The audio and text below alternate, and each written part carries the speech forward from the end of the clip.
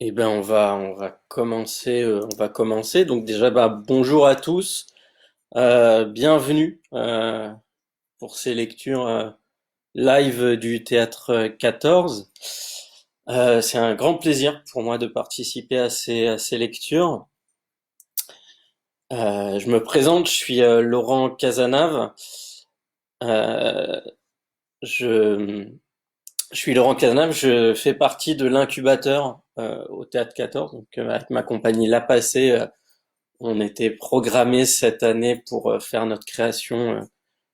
Je me suis assise et j'ai gobé le temps, qui devait se jouer fin avril, qui reviendra la saison prochaine. Voilà, qui est un projet assez particulier, mêlant nourriture et théâtre. Mais aujourd'hui, je suis là pour partager avec vous un texte qui est important pour moi, qui est cher à mon cœur et dans mon parcours. Et ce texte que j'ai choisi, c'est un extrait des oiseaux de Tarjei Vezos. Voilà. Ah, on me dit qu'il y a un bruit de fond gênant. Euh, Est-ce que c'est mieux? Peut-être que le téléphone est sur l'ordinateur. Alors j'essaie de le décaler. Est-ce que c'est mieux comme ça?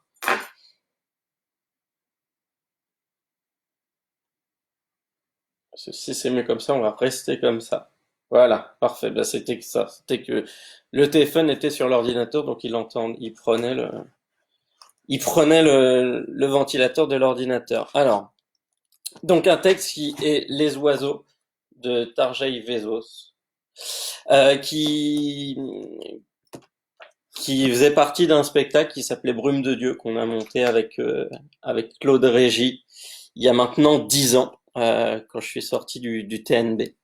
Donc c'est un texte qui est très très important pour moi, que j'avais choisi à l'époque quand on était en stage avec Claude et qui voilà. Et après, Claude m'a proposé de faire ce spectacle-là. Mais avant de me lancer dans la lecture de Brume de Dieu, il était aussi important pour moi de partager avec vous des extraits de Dans le désordre de Claude Régis. Parce que compliqué quand même de se lancer dans le travail de Claude sans en fait avoir un peu ses mots. Voilà, surtout qu'il nous a quittés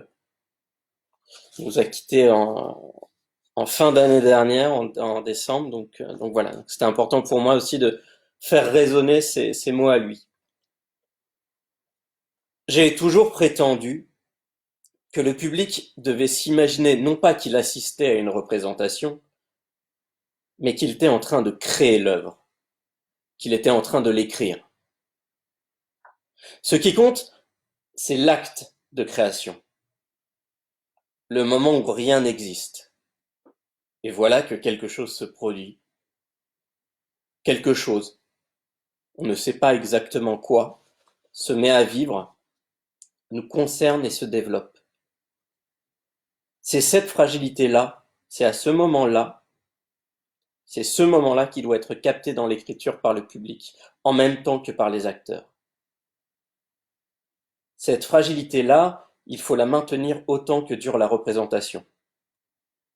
Alors le travail n'est fait que de moments d'invention. Ne pas s'installer dans l'exécution d'une forme arrêtée, mais ensemble, acteurs et public, réinventer toujours à tout moment l'instant où la chose se crée.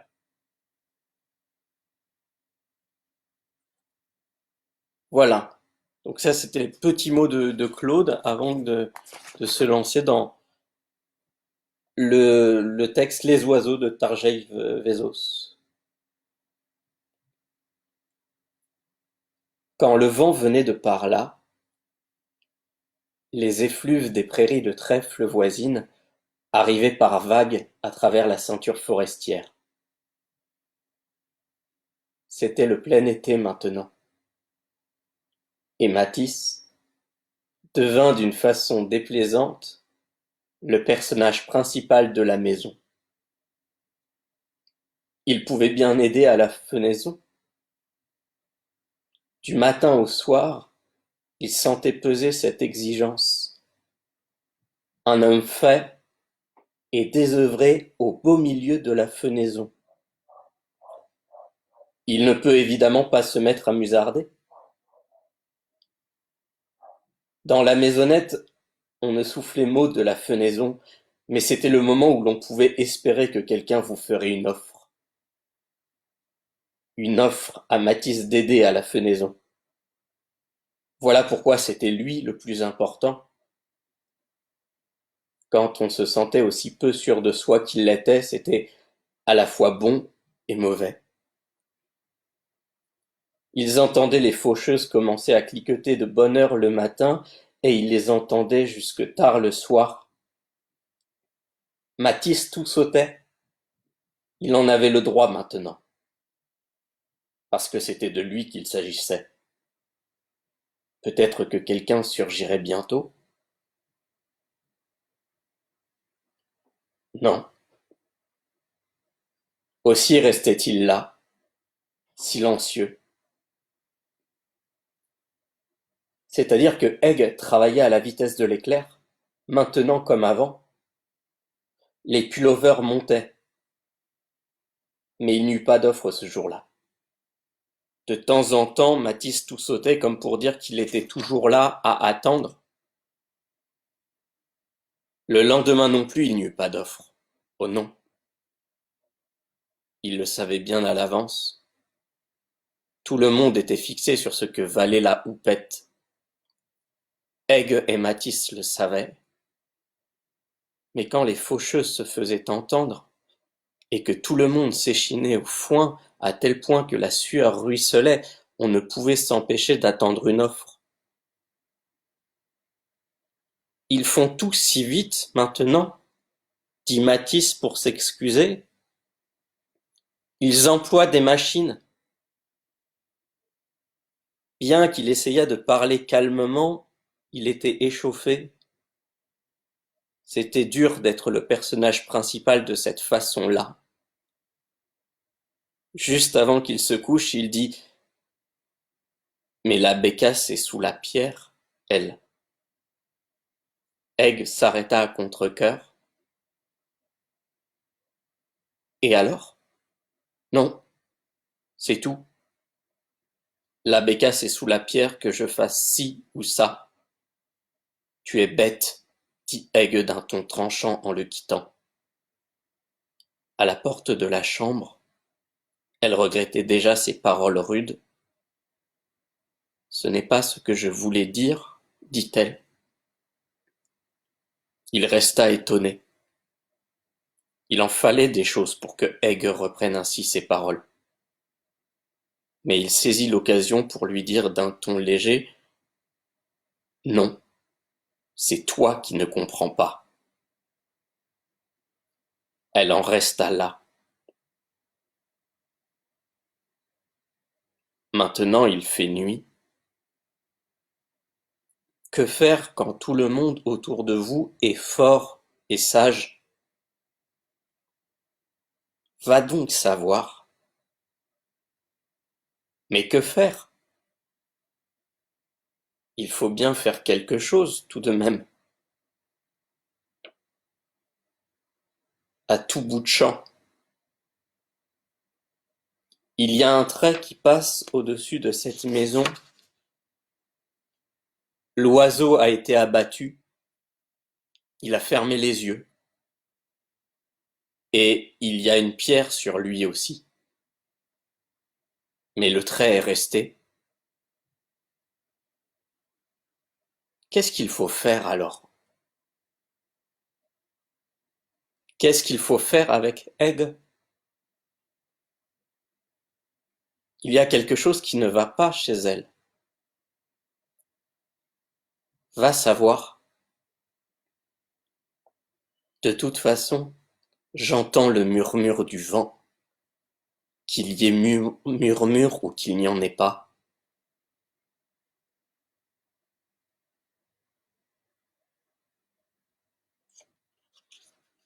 Voilà, c'était le premier extrait. de Brume de Dieu. Je vous cache pas que c'est assez étrange pour moi de retraverser ça 10 ans après. Voilà, ça rappelle beaucoup de choses. Je vais vous lire un autre dernier petit bout de Brume de Dieu, euh, qui est le moment, ce pourquoi aussi j'avais choisi ce texte à l'époque. Voilà. Donc je le redis, ce texte faisait partie du spectacle Brume de Dieu qu'on avait monté avec Claude Régis en 2010, qui était un spectacle autour du texte Les Oiseaux de Tarjaï Vezos. Blob, blob, dit l'eau dans le fond du bateau est fort maintenant. Matisse s'éveilla de ses angoisses dans un sursaut. Il était assis dans l'eau jusqu'en haut des jambes. Il fallait qu'il eût fait un trou quelque part en marchant dans le bateau pourri quand il avait grimpé dedans, puisque l'eau y entrait tellement plus vite qu'avant. Mais elle n'en était pas moins dangereuse, cette eau, quand on ne savait pas nager. Il était bel et bien en train de couler. Je ne veux pas, cria-t-il les yeux exorbités en se mettant à écoper à toute vitesse. Il avait de l'eau jusqu'aux genoux presque et écopait avec une écope à moitié cassée.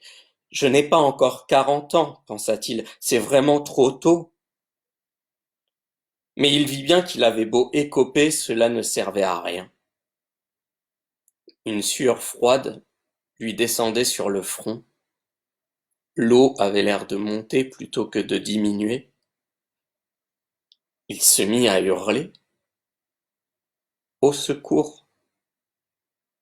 Je coule! Quelqu'un! Oh! Quelqu'un! Vite! Cela ne servait pas à grand-chose, tant il était loin sur le lac désert maintenant, et son cri ne portait pas loin non plus. Les fermes là-bas au loin dans la brume d'été n'entendaient pas un son. Plus il écopait, plus le bateau s'emplissait, et soudain cela arriva. Deux yeux apparurent dans l'eau et se dirigèrent droit sur lui. Non, non, cria-t-il. Ses yeux à lui étaient absolument figés, et ces deux autres qui venaient vers lui rien d'autre que deux yeux. Mais il ne voulait pas. Je ne veux pas. Je ne veux pas, cria-t-il si fort qu'il en devint tout pâle. Voilà, c'était le deuxième petit extrait du texte Les oiseaux de Tarjei Vezos que je vous invite à lire et à découvrir, qui est un texte vraiment très beau. Euh, Bien évidemment, je suis allé beaucoup plus vite que dans le travail avec Claude, hein, parce que sinon on aurait pris beaucoup plus de temps, et que j'aimerais aussi que vous puissiez le découvrir, ce texte, par vous-même.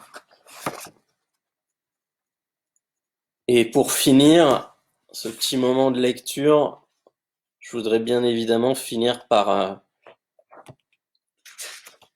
les paroles de Claude.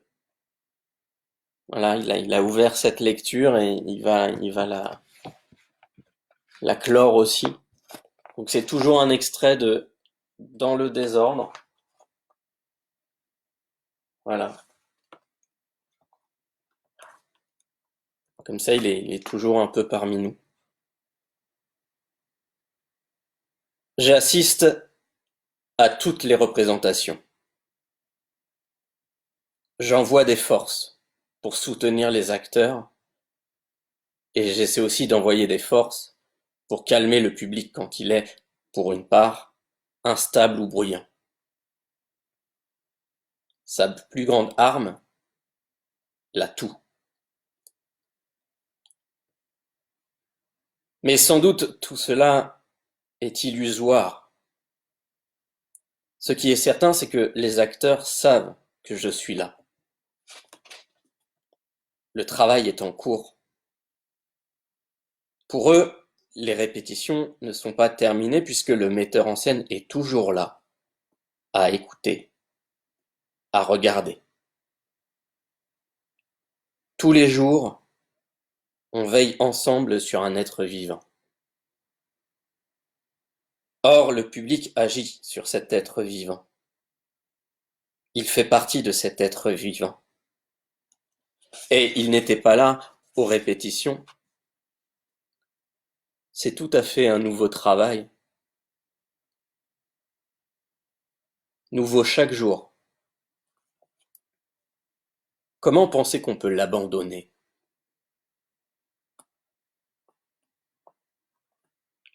Quand Brume de Dieu commence, l'acteur est perçu dans une lueur.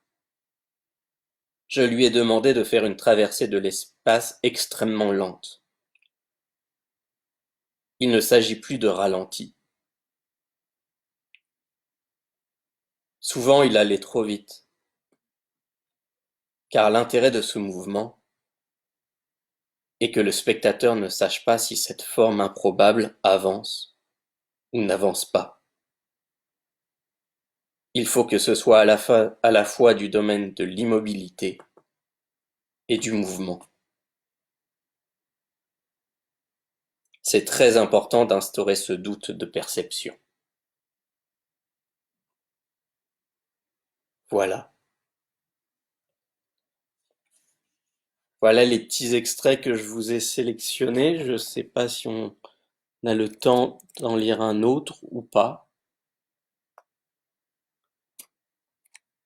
Voilà, en tout cas, c'était des extraits des oiseaux de Tarjei Vezos et de Dans le désordre de Claude Régis. Peut-être pour le plaisir, allez, on va s'en lire un dernier petit. Peut-être un dernier petit de Claude, parce que j'aime bien l'idée qu'il puisse finir cette lecture.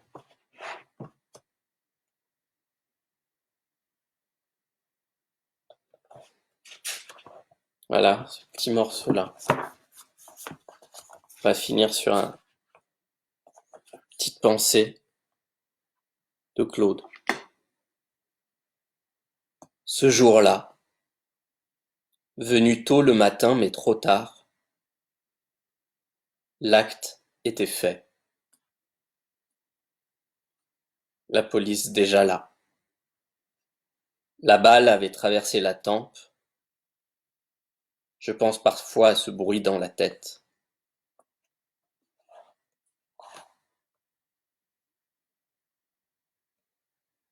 Ils me disent qu'ils ont lu la lettre qui m'était destinée.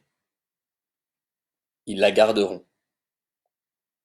Je suis convoqué l'après-midi pour un interrogatoire. Pourquoi, après un délai, le chef donne l'ordre à ses hommes de déshabiller le corps mort? Le cri que je n'ai pas crié s'est peut-être entendu, une fois, à un endroit du travail, ou je ne sais pas.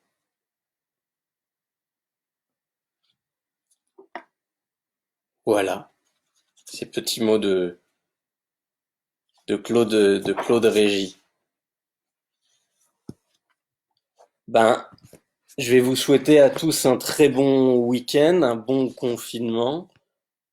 Courage à vous tous et vous toutes. Et on se retrouve mardi à 18h, toujours pour les lectures du Théâtre 14. Voilà, merci à tous de m'avoir accompagné sur ces lectures. Et bah moi, je vous dis à mardi, je serai dans les spectateurs, mardi, pour écouter la lecture. Et je vous dis de toute façon, en vrai, au Théâtre 14, quand on pourra de nouveau sortir. Voilà. Je vous souhaite un très bon week-end et à bientôt. Au revoir, merci beaucoup.